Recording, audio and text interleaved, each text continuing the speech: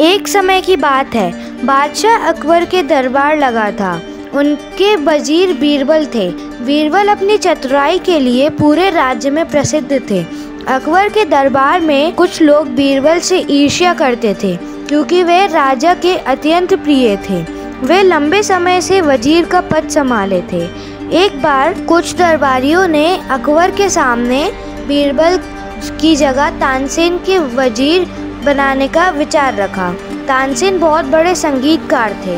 वे भी अकबर के दरबार में प्रमुख दरबारी थे। बादशाह अकबर ने बीरबल और तानसेन में से किसे नया वजीर चुना जाए, इसकी परीक्षा लेनी चाहिए। एक दिन अकबर ने दोनों को एक पत्र थमाया। उस पत्र को एक दूसरे देश के राजा के पास पहुंचाना था। कई दिनों की यात्रा के बाद जब बीरबल और तानसेन पत्र लेकर दूसरे देश के राजा के पास पहुंचे तो उस पत्र को पढ़ा गया। पत्र में इन दोनों को फांसी पर चढ़ाने की सज़ा लिखी थी। सज़ा सुनकर तानसेन भयभीत हो गए। उन्होंने बीरबल से चुपके से कहा, मित्र, मुझे बचा लो, मुझे वजीर नहीं बनना।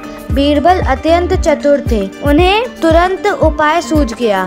दोनों ने कानाफूसी की।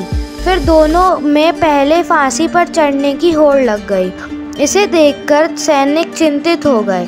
सैनिकों ने इसकी सूचना अपने राजा को दी। सैनिकों की बात सुनकर वह राजा भी आश्चर्य में पड़ गया।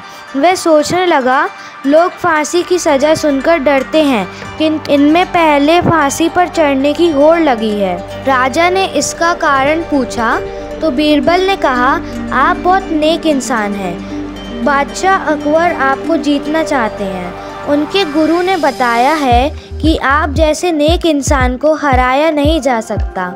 यदि आप निर्दोष को सज़ा दे देंगे तो आपके पुण्य में कमी आ जाएगी और फिर आपको आसानी से जीता जा सकता है।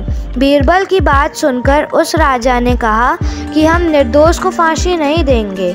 राजा के कहने पर बीरबल और तानसेन को छोड़ दिया गया। दोनों अकबर के दरबार में सकुशल लौट आए।